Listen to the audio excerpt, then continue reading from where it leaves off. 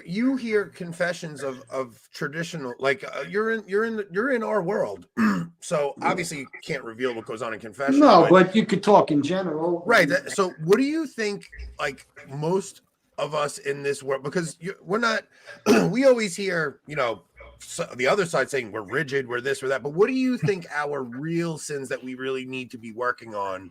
It's very easy. We're talking about. See, one of the faults, unfortunately, about not all traditional, but a lot of them very prideful. And God punishes pride with love, with sins of the flesh too. Mm-hmm. It's a punishment. You're in love with yourself, so you deserve all this pleasure. So trads are just like it. Listen, you think up until the Second Council, everyone was traditional, because what? Being traditional is being Catholic. Let's face it. Either you're in or you're not. Either you accept everything or not. And so up into the council, we always had the old mass, but you don't think we had wicked sinners? So that's one of some of the people in tradition. So many think, because they're in tradition, or just because this priest offers the old mass, that doesn't mean you're Catholic. You're going to struggle like anyone else, and we're living in the most wicked times. I mean, we put Sodom and Gomorrah to shame. What's going on in our society today?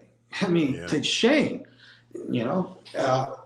So you got to train yourself. You have to train your little ones, and you can't put them in a bubble. I've seen that too. I knew people, they wouldn't let the 18 or 17-year-old boy go to the mailbox because they're afraid of the junk mail that comes, or they won't let them go shopping in Walmart with them to check out because they may see some. No, you got to train that kid. No, we have to practice custody eyes. When we see something not proper, we don't put ourselves voluntarily into an occasion of sin, we call it, but there are necessary occasions of sin. So, I would say those are the two big things with most traditionalists: is pride and sins of the flesh.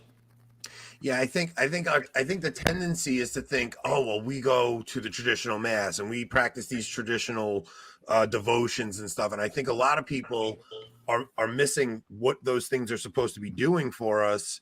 And it's very easy to go from the prodigal son to the older brother. And here's the thing, sorry to break the bad news to the traditionalists in this sense, because our Lord says, as you judge, so you will be judged, number one. Number two, as you judge, so you will be judged. But the thing is, I tell them, your judgment, the more you know, the more culpable you are. So most traditionalists, thank God, and that's one of the things I love, because tradition, once again, is to be Catholic. Most of the traditional people, I love going to the parishes.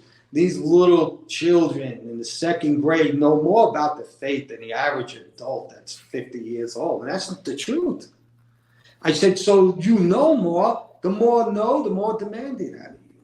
We got less excuses because we've been blessed with proper catechisms. You listen to, good priests on the internet telling you the truth. You're going to be judged by what you know.